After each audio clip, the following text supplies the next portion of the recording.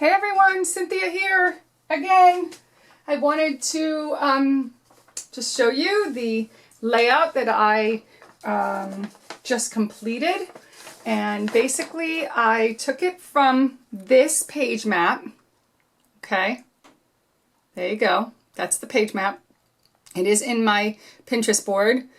And so basically, let me just kind of walk you through it.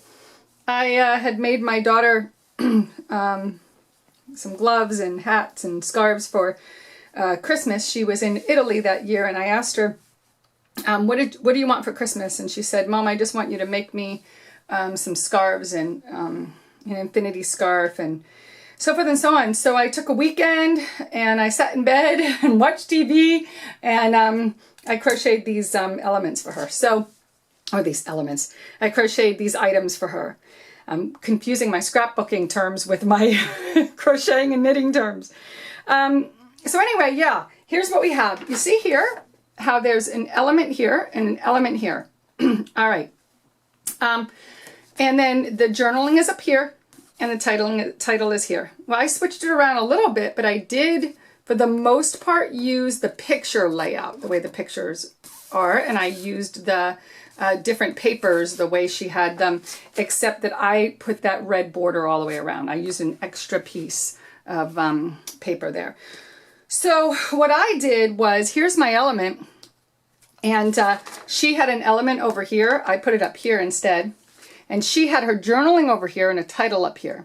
I put my title here and my journaling on a tag here. Okay.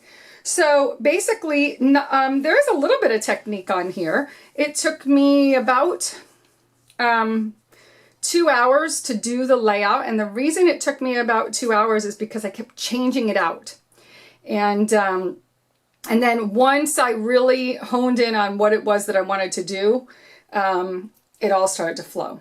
Okay. So basically, the techniques that I used, not a ton.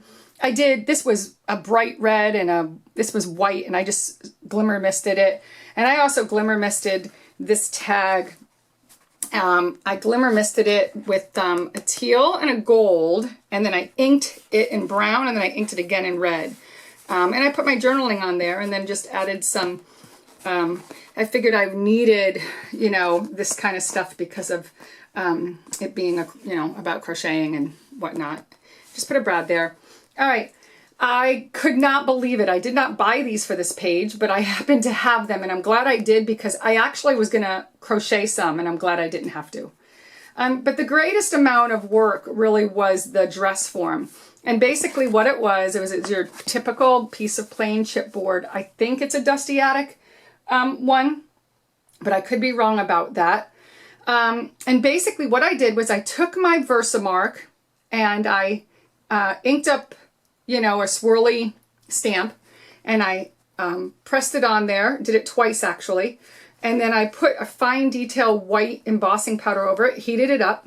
And after that, I sprayed it with a gold. And I don't know how, yeah, you can see it there. I sprayed it with a gold. And here I had covered it up because I didn't want that part, and I just made that brown. And just for the laugh, I put a little tiny piece of thread around there, making it look like it's a scarf, and added a little turquoise looking bow. Okay. And then I think aside from that, that was pretty much it. I inked it up a bit. I didn't matte any of my pictures. I kind of liked it the way it did. I love this picture here. I think that's a gorgeous picture of her eyes and everything. And one of the things I just really have to laugh about is you see her sweater? Okay, I own 2 pieces of sweater paper. That's it. And there they are. And so, we live in Florida. So unless I buy it specifically for like when I'm scrapbooking Tahoe, I don't really normally have sweater paper. So anyway, that's pretty much it. So I hope you can see how I made that happen. Now, let me just tell you something very quickly. While I love just putting down 4x6 pictures, I love that. I do feel that this layout is unbalanced. Let me tell you why. because there really is missing a visual triangle. If I were to create this, and I'm always appreciative of people who do, I'm appreciative of people who page map, but if I were to create this, I would put another design element somewhere else so that you have a visual triangle. And so know this also, a visual triangle does not have to be like this, you know.